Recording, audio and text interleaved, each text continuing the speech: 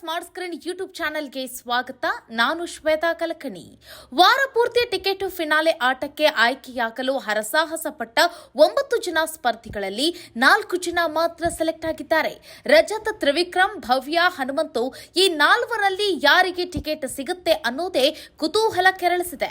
ಅದರಲ್ಲೂ ಮೊದಲ finale ticket ಹನುಮಂತುಗೆ ಸಿಗಬೇಕು ಎಂದು ಅಭಿಮಾನಿಗಳ ಪ್ರಾರ್ಥನೆಯಾಗಿತ್ತು.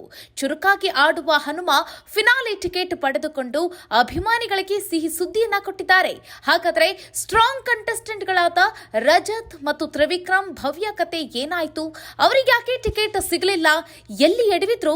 ಬನ್ನಿ ನೋಡ್ತಾ ಹೋಗೋಣ. ಒಂದು ಕಡೆ ಈ 4ರಲ್ಲಿ ಯಾರಿಗೆ ಟಿಕೆಟ್ ಸಿಗುತ್ತೆ ಅನ್ನೋ ಕುತೂಹಲ ಮನೆ ಮಾಡಿದ್ರೆ, ಮತ್ತೊಂದು ಕಡೆ ಈ ಮೊದಲ ಟಿಕೆಟ್ ಅನ್ನ ಕೊಡಲಿಕ್ಕೆ ಉತ್ತರ ಕರ್ನಾಟಕದ ಹಿನ್ನೆಲೆ ಹೊಂದಿರುವಂತಹ ಶರಣ್ ಮತ್ತು ಅದಿತಿ ಬಂದಿರೋ ಕಾರಣಕ್ಕಾಗಿ ಉತ್ತರ ಕರ್ನಾಟಕದ ಹುಡುಗ ಹನುಮಂತನಿಗೆ ಮೊದಲ ಟಿಕೆಟ್ ಸಿಕ್ಕಿದೆ ಅನ್ನೋದು ಕೂಡ ಸಾಕಷ್ಟು ಕನ್ಫರ್ಮೇಶನ್ ಕೊಡ್ತಾ ಇದೆ. ಸೊ ಹನುಮಂತನಿಗೆ ಟಿಕೆಟ್ ಸಿಕ್ತಾ? ಹೇಗ್ ಸಿಕ್ಕಿರ್ಬೋದು? ಬನ್ನಿ ನೋಡ್ತಾ ಹೋಗೋಣ. ವೀಕೆಂಡ್ ನಲ್ಲಿ ಕಿಚ್ಚ ಸುದೀಪ್ ಅವರು ಎಲ್ಲರೂ ಕೂಡ ಕೊಂಚ ಅಲರ್ಟ್ ಆಗಿರಿ, ಯಾರು ಕೂಡ ಮೈ ಮರಿಬೇಡಿ. ಈ ವಾರ ಯಾರು ತುಂಬಾ ಚೆನ್ನಾಗಿ ಆಟವನ್ನ ಆಡ್ತಾರೆ ಅವರಿಗೆ ಡೈರೆಕ್ಟ್ ಆಗಿ ಫಿನಾಲೆ ಹೋಗ್ಲಿಕ್ಕೆ ಮೊದಲ ಟಿಕೆಟ್ ಸಿಗುವಂತಿದೆ. ಸೊ ಆ ಸ್ಪರ್ಧಿ ಯಾರಾಗಬೇಕು, ನಿಮ್ಮಲ್ಲೇ ಒಬ್ರು ಯಾರಾದ್ರೂ ಆ ಟಿಕೆಟ್ ಅನ್ನ ಪಡೆಯೋರಿದ್ದಾರೆ.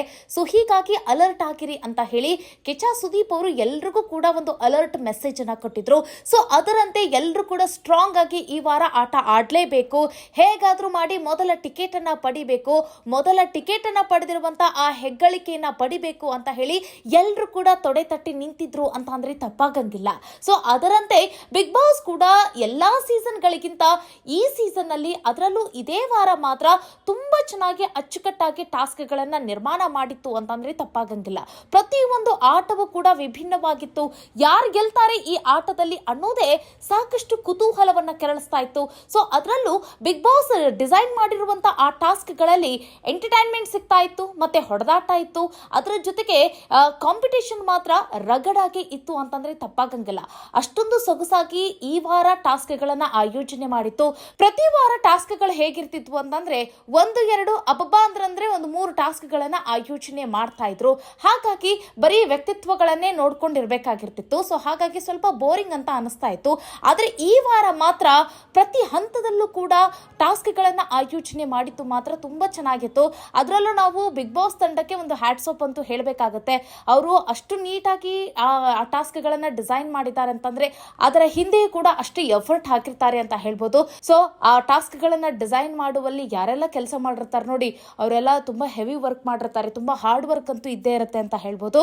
ಒಟ್ಟಿನಲ್ಲಿ ಆಟಗಳು ತುಂಬಾ ಚೆನ್ನಾಗಿ ಬಂದ್ವು. ಸೊ ಪ್ರತಿ ಹಂತದ ಆಟಗಳಲ್ಲೂ ಕೂಡ ಎಲ್ಲರೂ ಕೂಡ ಮೈ ಮರೆಯದೆ ತುಂಬಾ ಚೆನ್ನಾಗಿ ಅಲರ್ಟ್ ಆಗಿ ಆಟವನ್ನ ಆಡ್ತಾ ಇದ್ರು. ಸೊ ಅದರಲ್ಲಿ ಯಾರು ಬುದ್ಧಿವಂತರಾಗಿದ್ರು, ಯಾರು ಚುರುಕಾಗಿದ್ರು, ಯಾರು ಸ್ಪೋರ್ಟಿವ್ ಆಗಿದ್ರು ಇದ್ರು ನೋಡಿ, ಅವರೇ ಈ ಆಟಗಳಲ್ಲಿ ಹೆಚ್ಚಿನ ಪರ್ಫಾರ್ಮೆನ್ಸ್ ಅನ್ನ ಕೊಟ್ಟು ಅವರೇ ಈ ಒಂದು ಅಂದ್ರೆ ಟಿಕೆಟ್ ಫಿನಾಲೆ ಆಟಕ್ಕೆ ಆಯ್ಕೆ ಆದ್ರು ಅಂತ ಹೇಳ್ಬೋದು. ಸೊ 9 ಜನ ಇದ್ರು. 9 ಜನರು ಕೂಡ ಟಿಕೆಟ್ ಫಿನಾಲೆ ಆಟಕ್ಕೆ ಆಯ್ಕೆ ಆಗಬೇಕು, ಮತ್ತೆ ಮೊದಲ ಟಿಕೆಟ್ ಅನ್ನ ಪಡಿಬೇಕು ಅಂತ ಹೇಳಿ ಎಲ್ಲರ ಕಣ್ಣು ಕೂಡ ಮೊದಲ ಟಿಕೆಟ್ ಮೇಲೆ ಇತ್ತು. ಸೊ ಆ ಎಲ್ಲರ ಕಣ್ಣು ಟಿಕೆಟ್ ಮೇಲೆ ಇದ್ದಾಗ ಯಾರಿಗೆ ಆ ಟಿಕೆಟ್ ಸಿಗುತ್ತೆ ಅನ್ನೋದೇ ಕುತೂಹಲ ಮತ್ತೆ ಕೌತುಕಕ್ಕೆ ಕಾರಣ ಆಗಿತ್ತು. ಸೊ ಎಲ್ಲ ಅಭಿಮಾನಿಗಳದ್ದು ಒಂದೇ ಒಂದು ಪ್ರಾರ್ಥನೆ ಆಗಿತ್ತು, ಮೊದಲ ಟಿಕೆಟ್ ಹನುಮಂತನಿಗೆ ಸಿಗಬೇಕು ಅಂತ ಹೇಳಿ. ಟ್ರೋಫಿ ಅವರೇ ಗೆಲ್ಬೇಕು, ವಿನ್ನರ್ ಅವರೇ ಆಗಬೇಕು ಅನ್ನೋದು ಎಲ್ರಿಗೂ ಕೂಡ ಇದೆ. ಸೊ ಅದರಲ್ಲಿ ಮೊದಲ ಹಂತ ಏನು ಅಂತಂದ್ರೆ ಮೊದಲ ಟಿಕೆಟ್ ಹನುಮಂತನ ಕೈಗೆ ಸಿಗಬೇಕು ಅಂತ ಹೇಳಿ. ಸೊ ಈ ಟಿಕೆಟ್ ಫಿನಾಲೆ ಆಟದಲ್ಲಿ ಆಯ್ಕೆ ಆಗುವಂತ ಒಂದಿಷ್ಟು ಟಾಸ್ಕ್ ಗಳು ಏನಿದ್ವಲ್ಲ, ಸೊ ಅದರಲ್ಲಿ ಕೊಂಚ ಮೋಸ ಆಯ್ತು ಹನುಮಂತನಿಗೆ. ನೀವು ನೋಡಿರ್ಬೋದು, ಭವ್ಯ, ಮೋಕ್ಷಿತಾ ಮತ್ತೆ ತ್ರಿವಿಕ್ರಮ್, ಹನುಮಂತು ಈ 4 ಕೂಡ ಈ ಟಿಕೆಟ್ ಫಿನಾಲೆ ಆಟಕ್ಕೆ ಆಯ್ಕೆ ಆಗೋಕೆ ಒಂದು ಆಟವನ್ನ ಆಡ್ತಾ ಇರ್ತಾರೆ. ಅಂತಂದ್ರೆ ಬ್ಯಾಗ್ ಗಳನ್ನ ಹೊತ್ಕೊಂಡು ಒಂದು ಸ್ಟಿಕ್ ಮೇಲೆ ನಿಂತ್ಕೊಂಡಿರ್ಬೇಕಾಗತ್ತೆ. ಸೊ ಆ ಸಂದರ್ಭದಲ್ಲಿ ಭವ್ಯ ಮತ್ತೆ ಮೋಕ್ಷಿತಾ ಅವರು ಔಟ್ ಆಗಿ ಹೊರಗಡೆ ಹೋಗ್ತಾರೆ. ಆಗ ಫೈಟ್ ಇದ್ದಿದ್ದು ತ್ರಿವಿಕ್ರಮ್ ಮತ್ತೆ ಹನುಮಂತನ ಮೇಲೆ ಇರುತ್ತೆ.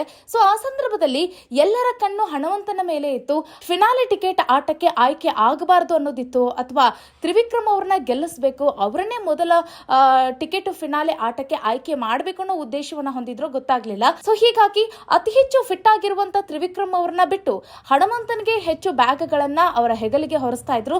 ಸೊ ಹೀಗಾಗಿ ಅತಿ ಹೆಚ್ಚು ಬ್ಯಾಗ್ ಗಳನ್ನ ಹೊಂದಿದ್ರು ಸಹಿತ ಹನುಮಂತು ತ್ರಿವಿಕ್ರಮ್ ಅವರ ಎದುರಿಗೆ ತುಂಬಾ ಅಚ್ಚುಕಟ್ಟಾಗಿ ತುಂಬಾ ಚೆನ್ನಾಗಿ ಒಂದೊಳ್ಳೆ ಫೈಟ್ ಅನ್ನ ಕೊಟ್ರು. ಆದ್ರೆ ಏನ್ ಮಾಡ್ತೀರಾ, ಅವರು ಅತಿ ಹೆಚ್ಚು ಬ್ಯಾಗ್ಗಳನ್ನ ಹಾಕಿರೋ ಕಾರಣಕ್ಕಾಗಿ ಅವರು ಸೋಲನ್ನ ಕಾಣಲೇಬೇಕಾಯ್ತು. ಸೊ ಹೀಗಾಗಿ ಟಾರ್ಗೆಟ್ ಆಗಿ ಹನುಮಂತು ಸೋತ್ರು ಅಂತ ಹೇಳ್ಬೋದು. ಬಟ್ ಸಾಮರ್ಥ್ಯದಿಂದಾಗಿ ಹನುಮಂತ ಅವರು ಗೆದ್ರು ಅಂತಾನೆ ಹೇಳ್ಬೋದು. ಅವ್ರು ತುಂಬಾ ಚೆನ್ನಾಗಿ ಫೈಟ್ ಕೊಟ್ರು. ತ್ರಿವಿಕ್ರಮ್ ಅವರ ಹೆಗಲಿಗೆ ಅಷ್ಟಾಗಿ ಬ್ಯಾಗ್ಗಳನ್ನ ಹಾಕಿರ್ಲಿಲ್ಲ. ಸೊ ಹಾಗಾಗಿ ಅವರು ಲಾಂಗ್ ಟೈಮ್ ನಿಂತಿದ್ರು. ಆದ್ರೆ ಏನು, ಹನುಮಂತ ಅವರಿಗೆ ಹೆಚ್ಚು ಬ್ಯಾಗ್ಗಳು ಹಾಕಿರೋ ಕಾರಣಕ್ಕಾಗಿ ಹನುಮಂತನ್ಗೆ ಇನ್ನಷ್ಟು ಬ್ಯಾಲೆನ್ಸ್ ಮಾಡಕ್ ಆಗ್ಲಿಲ್ಲ, ಹಾಗಾಗಿ ಸೋತ್ರು. ಬಟ್ ಹನುಮಂತು ಗೆದ್ರು ಆ ಟಾಸ್ಕ್ ಅಲ್ಲಿ ಅಂತ ಹೇಳ್ಬೋದು. ನಂತರ ಮತ್ತೊಂದು ಟಾಸ್ಕ್ ಅನ್ನ ಆಯೋಜನೆ ಮಾಡ್ತಾರೆ. ಭವ್ಯ ಮತ್ತು ಮೋಕ್ಷಿತಾ ಹನುಮಂತನ ನಡುವೆ ಟಾಸ್ಕ್ ಆಯೋಜನೆ ಆಗುತ್ತೆ. ಆ ಸಂದರ್ಭದಲ್ಲಿ ಹನುಮಂತು ತುಂಬಾ ಚೆನ್ನಾಗಿ ಆಟವನ್ನ ಆಡಿ ಆ ಬಾಲ್ ಗಳನ್ನ ಕಲೆಕ್ಟ್ ಮಾಡಿ ಅಲ್ಲಿ ಹೋಗಿ ಇಡುವಂತದ್ದು ಮತ್ತೆ ಬ್ಯಾಲೆನ್ಸ್ ಮಾಡುವಂತ ಆಟ ಆಗಿತ್ತು. ಅದನ್ನ ಹನುಮಂತು ತುಂಬಾ ಚೆನ್ನಾಗಿ ಆಟ ಆಡಿದ್ರು ಅಂತ ಹೇಳ್ಬೋದು. ಅವ್ರಿಗೆ ಬ್ಯಾಲೆನ್ಸ್ ಮಾಡುವಂತ ಈ ಆಟಗಳನ್ನ ಏನಿರ್ತವ ನೋಡಿ, ಅವೆಲ್ಲವೂ ಕೂಡ ತುಂಬಾ ಚೆನ್ನಾಗಿ ಅವರು ಆಟ ಆಡ್ತಾರೆ. ಮತ್ತೆ ವೇಗವಾಗಿ ಓಡುವಂತದ್ದು, ಈ ರೀತಿಯಾದಂತ ಟಾಸ್ಕ್ಗಳು ಕೂಡ ಅವರು ತುಂಬಾ ಚೆನ್ನಾಗಿ ಆಟ ಆಡ್ತಾರೆ. ಸೊ ಆ ಟಾಸ್ಕ್ ಅಲ್ಲಿ ಅವರೇ ಗೆದ್ದು ಅವರು ಟಿಕೆಟ್ ಫಿನಾಲೆ ಈ ಆಟಕ್ಕೆ ಅವರು ಆಯ್ಕೆ ಆದ್ರು. ಸೊ ನಂತರ ಮತ್ತೆ ಮತ್ತೊಂದು ಟಾಸ್ಕ್ ಎಲ್ಲ ಇತ್ತು, ಅದರಲ್ಲಿ ಭವ್ಯ ಕೂಡ ಆಯ್ಕೆ ಆಗಿ ಬಂದ್ರು. ಸೊ ಒಟ್ಟು 4 ಜನ ಈ ಟಿಕೆಟ್ ಫಿನಾಲೆ ಆಟಕ್ಕೆ ಆಯ್ಕೆ ಆಗಿದ್ರು.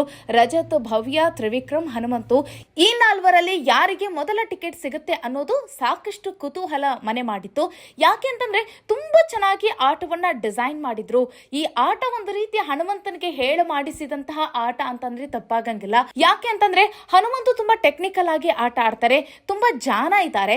ಅದರ ಜೊತೆಗೆ ಅವರ ಬಾಡಿ ವೆಯ್ಟ್ ಕಡಿಮೆ ಇರೋ ಕಾರಣಕ್ಕಾಗಿ ಮತ್ತೆ ಅವ್ರಿಗೆ ಈ ಮರಗಳನ್ನೆಲ್ಲ ಹತ್ತೋದು ಅಂತಂದ್ರೆ ಹಳ್ಳಿಗಳಲ್ಲಿ ಮರಗಳನ್ನ ಹತ್ತಿ ಹಣ್ಣು ಕಿತ್ಕೊಳ್ಳೋದು ಮತ್ತೆ ಆ ಮರವನ್ನ ಈಸಿಯಾಗಿ ಹತ್ತೋದೆಲ್ಲ ಅವ್ರಿಗೆ ರೂಢಿ ಇರುತ್ತೆ.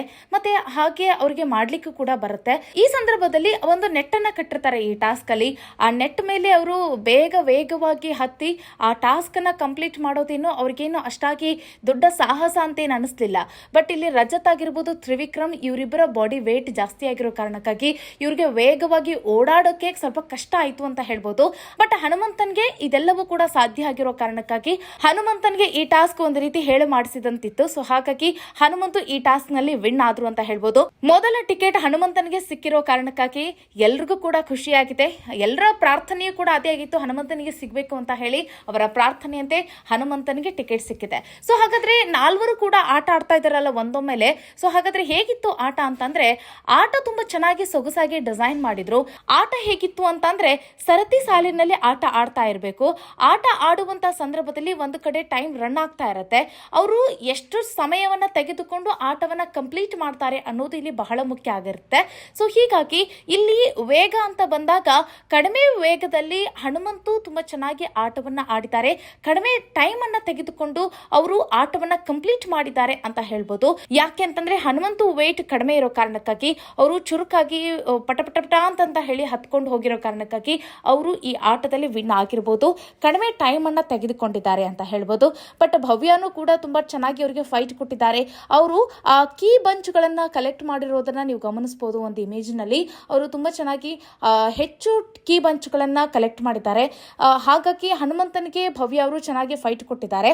ಆದ್ರೆ ಕೊನೆಯದಾಗಿ ಹನುಮಂತನೇ ವಿನ್ ಆಗಿರೋ ಕಾರಣಕ್ಕಾಗಿ ಫಿನಾಲೆ ಮೊದಲ ಟಿಕೆಟ್ ಹನುಮಂತನಿಗೆ ಸಿಕ್ಕಿದೆ. ಇಲ್ಲಿ ರಜತ್ ಮತ್ತೆ ತ್ರಿವಿಕ್ರಮ್ ಅವರು ತುಂಬಾ ಸ್ಟ್ರಾಂಗ್ ಕಂಟೆಸ್ಟೆಂಟ್, ತುಂಬಾ ಚೆನ್ನಾಗಿ ಆಡ್ತಾರೆ. ಬಟ್ ಇಲ್ಲಿ ವೇಗವಾಗಿ ಆಡಬೇಕು ಮತ್ತೆ ಟೈಮ್ ಹಿಂದೆ ಓಡಬೇಕಾಗಿರೋ ಕಾರಣಕ್ಕಾಗಿ ಇಲ್ಲಿ ರಜತ್ ಮತ್ತೆ ತ್ರಿವಿಕ್ರಮ್ ಹೆಚ್ಚು ಕಾಲ ಟೈಮ್ ತೆಗೆದುಕೊಂಡಿರಬೇಕು. ಸೊ ಹೀಗಾಗಿ ರಜತ್ ಮತ್ತೆ ತ್ರಿವಿಕ್ರಮ್ ಅವರು ಈ ಆಟದಿಂದ ಔಟ್ ಆಗಿದ್ದಾರೆ ಅಂತ ಹೇಳ್ಬೋದು. ಮತ್ತೆ ಭವ್ಯನು ಕೂಡ ಬಟ್ ಹನುಮಂತನಿಗೆ ಫೈಟ್ ಕೊಟ್ಟಿದ್ದಾರೆ ಅಂತ ಹೇಳ್ಬೋದು. ನೋಡೋಣ ಇವತ್ತಿನ ಎಪಿಸೋಡ್ ನಲ್ಲಿ. ಈ ಆಟ ಮಾತ್ರ ತುಂಬಾ ಚೆನ್ನಾಗಿ ಸೊಗಸಾಗಿದೆ. ಅದರಲ್ಲೂ ಹನುಮಂತು ಆಟವನ್ನ ಗೆದ್ದು ಹೋಗಿ ಬಿಗ್ ಬಾಸ್ ಇದ್ರ ಮೇಲೆ ಹೋಗಿ ಫ್ಲಾಗ್ ಅನ್ನ ಹಾರಿಸಬೇಕಾಗಿರುತ್ತೆ. ಸೊ ಅದು ತುಂಬಾ ಚೆನ್ನಾಗಿತ್ತು. ತದನಂತರ ಅಲ್ಲಿ ಹೋಗಿ ಫ್ಲಾಗ್ ಅನ್ನ ಇಡಬೇಕು. ಸೊ ಆಗ ಬಿಗ್ ಬಾಸ್ ಕಂಪ್ಲೀಟ್ ಅಂತ ಅವ್ರು ಹೇಳ್ತಾರೆ ನೋಡಿ, ಅದು ತುಂಬಾ ಚೆನ್ನಾಗಿತ್ತು. ಸೊ ಎಲ್ಲರೂ ಕೂಡ ಆಟವನ್ನ ಕಂಪ್ಲೀಟ್ ಮಾಡಿದ್ದಾರೆ, ಇಲ್ಲ ಅಂತ ಹೇಳೋದಿಲ್ಲ. ಯಾರು ವೇಗವಾಗಿ ಆಟ ಆಡಿ ಕಡಿಮೆ ಟೈಮ್ ನಲ್ಲಿ ಈ ಆಟವನ್ನ ಕಂಪ್ಲೀಟ್ ಮಾಡಿರ್ತಾರೆ ನೋಡಿ, ಅವರೇ ಈ ಆಟದಲ್ಲಿ ವಿನ್ ಅಂತ ಹೇಳ್ಬೋದು. ಸೊ ಹೀಗಾಗಿ ಹನುಮಂತು ಈ ಆಟದಲ್ಲಿ ವಿನ್ ಆಗಿದ್ದಾರೆ. ಮತ್ತೆ ಸೋಷಿಯಲ್ ಮೀಡಿಯಾದಲ್ಲೂ ಕೂಡ ಸಾಕಷ್ಟು ಚರ್ಚೆ ಆಗ್ತಾ ಇದೆ. ಹನುಮಂತು ತುಂಬಾ ಅಂದ್ರೆ ತುಂಬಾ ಕಡಿಮೆ ಟೈಮ್ ನಲ್ಲಿ ಈ ಆಟವನ್ನ ಫಿನಿಶ್ ಮಾಡಿಬಿಟ್ಟಿದ್ದಾರೆ ಅಂತ ಹೇಳಿ, ಅಂದ್ರೆ ಸೆಕೆಂಡ್ಸ್ ಗಳ ಟೈಮ್ ನಲ್ಲಿ ಹೇಳ್ತಾ ಇದ್ದಾರೆ. ಬಟ್ ಅಷ್ಟು ಈಸಿ ಇಲ್ಲ ಈ ಟಾಸ್ಕ್. ಅಂದ್ರೆ ಕಡಿಮೆ, ಇವರೆಲ್ಲರಿಗಿಂತ ಕಡಿಮೆ ಟೈಮ್ ಅನ್ನೇ ತೆಗೆದುಕೊಂಡಿರ್ತಾರೆ, ಇಲ್ಲ ಅಂತ ಹೇಳೋದಿಲ್ಲ. ಆದ್ರೆ 15 ಸೆಕೆಂಡ್ 20 ಸೆಕೆಂಡ್ ನಲ್ಲಿ ಈ ಆಟ ಕಂಪ್ಲೀಟ್ ಮಾಡುವಂತದ್ದಿಲ್ಲ. ಅಂದ್ರೆ ಸ್ವಲ್ಪ ಟೈಮ್ ಬೇಕಾಗುತ್ತೆ. ಅಂದ್ರೆ ಈ 4ರಲ್ಲಿ ಯಾರು ಕಡಿಮೆ ಟೈಮ್ ಅನ್ನ ತೆಗೆದುಕೊಂಡಿರ್ತಾರೆ ನೋಡಿ, ಅವರೇ ವಿನ್ನರ್ ಅಂತ ಹೇಳ್ಬೋದು.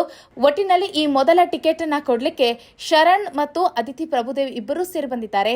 ಇವರಿಬ್ಬರು ಇವರಿಬ್ಬರಿಗೂ ಕೂಡ ಉತ್ತರ ಕರ್ನಾಟಕದ ಹಿನ್ನೆಲೆ ಇರೋ ಕಾರಣಕ್ಕಾಗಿ ಇವರನ್ನೇ ಮನೆ ಕಳಿಸಿದ್ದಾರೆ ಏನೋ ಗೊತ್ತಾಗ್ತಾ ಇಲ್ಲ. ಯಾಕಂತಂದ್ರೆ ಹನುಮಂತು ಬೇರೆ ಉತ್ತರ ಕರ್ನಾಟಕದ ಹುಡುಗ, ಹನುಮಂತುನೇ ಈ ಆಟದಲ್ಲಿ ವಿನ್ನರ್ ಆಗ್ತಾರೆ ಅನ್ನೋದು ಬಿಗ್ ಬಾಸ್ ತಂಡಕ್ಕೆ ಗೊತ್ತಿತ್ತೋ ಏನೋ ಗೊತ್ತಿಲ್ಲ. ಒಟ್ಟಿನಲ್ಲಿ ಶರಣ್ ಮತ್ತೆ ಅದಿತಿ ಪ್ರಭುದೇವ್ ಮೊದಲ ಟಿಕೆಟ್ ಅನ್ನ ಕೊಡ್ಲಿಕ್ಕೆ ಬಂದಿದ್ದಾರೆ. ಇವರಿಬ್ರು ಸೇರಿ ಹನುಮಂತನಿಗೆ ಟಿಕೆಟ್ ಅನ್ನ ಕೊಟ್ಟಿರ್ತಾರೆ. ನೋಡೋಣ ಎಪಿಸೋಡ್ ನಲ್ಲಿ ಏನೇನೆಲ್ಲ ಆಗುತ್ತೆ ಅಂತ ಹೇಳಿ. ಒಟ್ಟಿನಲ್ಲಿ ಕನ್ಫರ್ಮೇಶನ್ ಏನು ಅಂತಂದ್ರೆ ಟಿಕೆಟ್ ಹನುಮಂತನಿಗೆ ಸಿಕ್ಕಿದೆ.